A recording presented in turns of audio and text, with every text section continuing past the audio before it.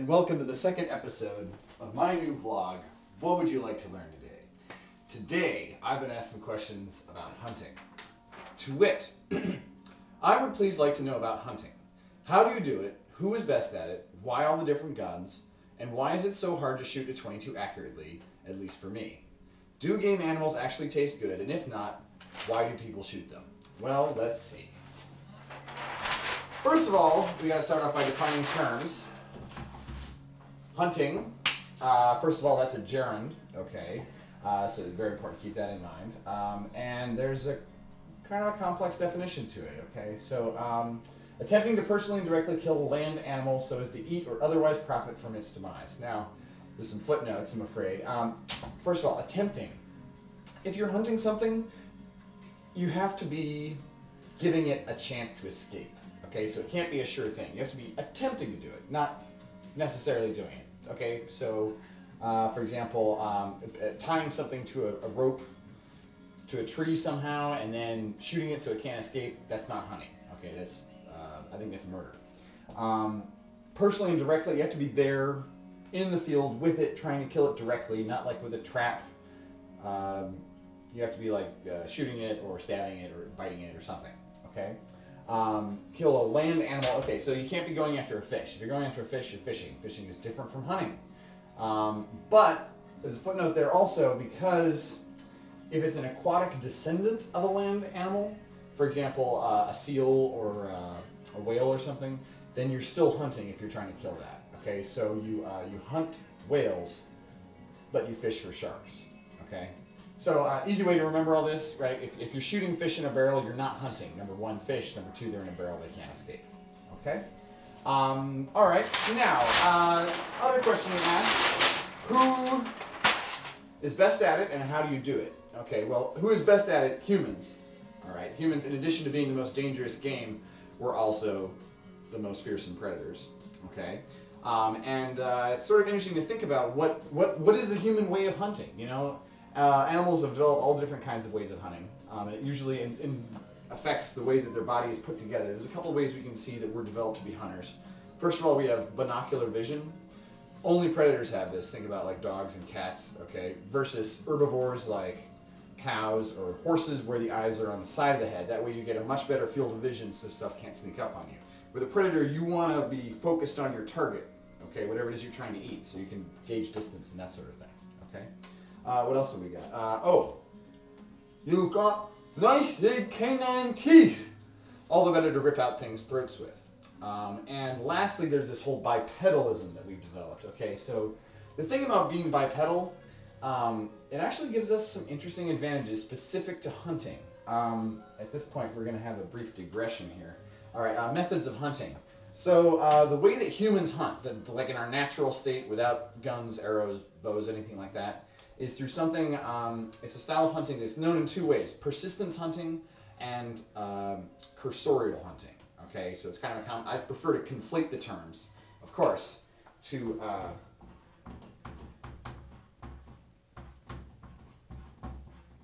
persistently cursorial hunting. Okay, so the notion here with this strategy is you're going to be persistently cursorial, which means you're going to be running for a long time, okay? All right, the basic idea with persistent cursorial hunting, the way it is, let's see, let's imagine that we're on some sort of terrain, okay? And let's say that we got ourselves a human hunter, okay? Yeah, nothing on him, he's just, you know, he's butt naked running around, okay? That's what we're looking at, okay? Some kind of proto-hominid, probably. And let's say there's something delicious over here. Let's you know, some kind of deerish thing, like a springbok, maybe. Springboks are fucking delicious. Okay, so it's understandable why our little hunter here is going to want to eat it. Thing about springboks, when you surprise them, when you're like trying to catch them, they have this habit of springing off, boing, boing, boing, very high speed. So that you can't really close with them, okay? So let's say here's our hunter, okay, now his basic strategy is going to be to run after the springbok. Keep running after the springbok, no matter what, okay? And so what we're looking at is the classic like tortoise and the hare type strategy. Okay, so we have a constant pace that this human is going to be loping along at. Okay, kind of like marathon. He's not sprinting.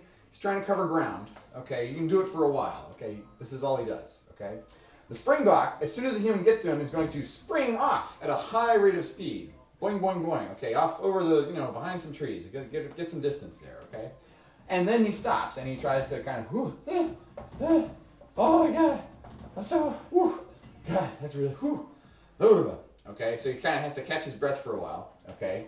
At this point, the human is continuing to run, okay, and so eventually he's going to catch up with the springbok. Springbok's going to spring off again, boing, okay, but he's not going to have quite as much zip to him, okay, because he hasn't had a chance to catch his breath quite so well. All right, and then it's oh my God, oh Jesus, help me, Lord, oh sweet, oh Mother, oh God, help me, okay. At this point, the human catches up to him. He doesn't have enough energy to spring away. He tries to kind of like falls to the ground, and then the human eats him. Okay, so it's a very efficient form of hunting because you don't actually have to interact with your prey in any way except to just like stay after it. It's kind of interesting. Okay, let's see. Fun things to hunt, and why all the different guns? Yeah, well, okay, well, all the different guns, of course, are for hunting various different sorts of things. Okay, usually you're going to want to use a large rifle for large game, small rifle for small game, that type of thing. For example, like if you're going after moose. The classic way of hunting moose is to find the tree that they sleep against, because moose have this thing where they can't sit down, they just lean against something. So they usually have their favorite leaning tree. You go over there and you like saw out the tree so that it's like on a hair trigger. Then the moose leans against it, the moose falls over, and it can't get up. And then you walk up and eat it. Okay, technically not hunting because it's a trap, but this was the most efficient way of doing it until we came up with the idea of big, huge guns. Okay. Now, the 22, which you say you're having some issues with. A couple things to keep in mind with the 22. When you're shooting that rifle, I'm assuming you're using 22 LR rounds, LR, long rifle, okay? Which is a standard load. That's a rimfire cartridge. It's pretty cheap. That's what everybody shoots pretty much, okay? The problem is that if you're shooting over any sort of distance, so here's our idealized 22 caliber cannon. Okay, with a little sparkle fuse. Okay. Anytime you fire a projectile, eventually the further it goes, it's going to be affected by gravity, of course.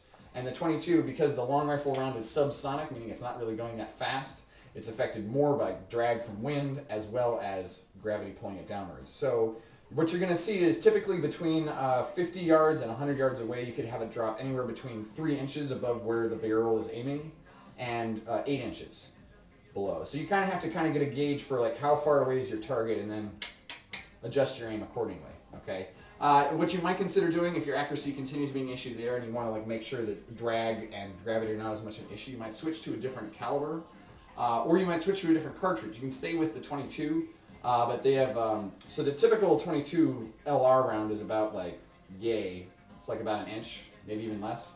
But you can upgrade to Stingers that are hypersonic, hypervelocity missiles. And those have like an elongated cartridge. I think they have a slightly different mix of gunpowder, and they go much faster. Therefore, they're gonna and they're gonna go a much further distance with less drop. Okay, because they have higher muzzle velocity, of course. One other thing, so that's it. Our long ranges, you're still having trouble hitting what you're aiming at up close. You switch to a different cartridge. The 22, actually, they have this. It's kind of adorable. It's called Rat Shot. And the basic idea with that is it's kind of like a little mini shotgun shell. It's got a 22 brass and then a little pellet container up at the top that spits out little BBs, which is great because they don't really fuck up the molding and you get yelled at a lot less when you shoot it in the house. Okay. Now, I think that covers everything. Oh no, animals. Why do they taste good? So some people think that animals caught from the wild taste better because they're not exposed to like pesticides and antibiotics and all this other, junk that gets crammed into factory farm animals, okay? They also tend to be leaner because they're not as fat and they, have to run around all the time and they don't just get fed, they gotta work for it, okay? Meaning that they tend to be more healthy.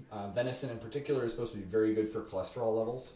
On the flip side of it though, because they're wild animals, they can be carrying any type of disease or parasites, so you have to make sure that you cook that meat thoroughly, okay? They may taste a little different, but that's because they're not bred to taste good. They're still a part of nature. Okay, we haven't taken over their breeding process. So it's kind of catch as catch can. But I think that's more authentic, don't you? Okay. This brings us to